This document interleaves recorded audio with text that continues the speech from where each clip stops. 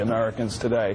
The White House has downgraded their expectations for the economy this year, saying gross domestic product will grow at a rate of 4.3%. That's a modest recovery expected to last at least through 2015. The White House also announced spending is happening at a slower rate than predicted, but is still on track to hit $1.2 trillion.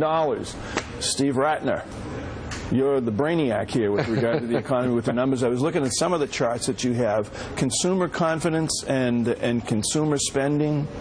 These are indicators that are kind of troubling. Yeah, look, the numbers are getting weaker. There's no question about that. I don't personally believe that we're going to have a double-dip recession, but the president also is going to be facing re-election with some numbers that aren't quite pretty. And as you mentioned, on Friday, the White House released the latest GDP numbers for the second quarter, and you can see the trend on this chart where back in 2009 we obviously were in the middle of a recession, had a very sharp negative growth rate, and then we moved into recovery in 2010 and 2011.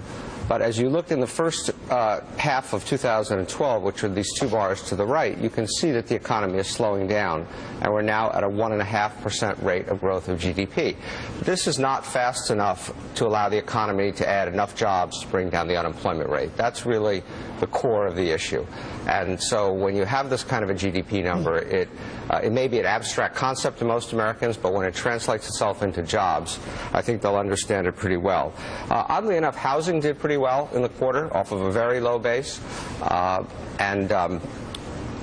Retail sales, however, as you can see here, are also turning down for the first time in this recovery. We had a long, steady rise in retail sales, and then in the last 3 months, actually, unprecedented during this recovery, you had retail sales turn down. People are nervous. Yeah, they're afraid to spend. They don't have the incomes.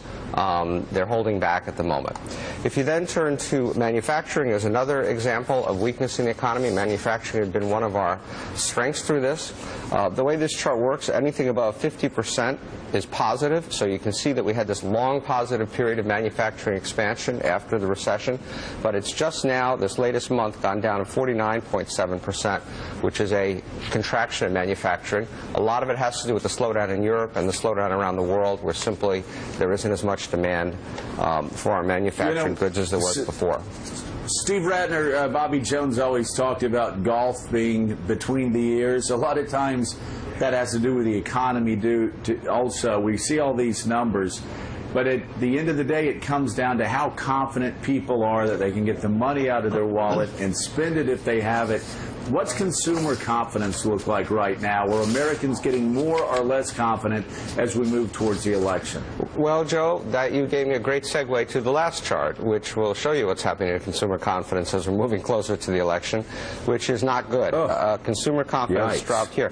This huge drop over here, by the way, was the debt default drama where Congress single-handedly destroyed consumer confidence. But even without that going on, as you can see in the upper right corner of this chart, we've had a significant drop in consumer confidence. You can put it down. Steve, what's causing that? What are analysts saying would cause such a precipitous drop this spring and summer?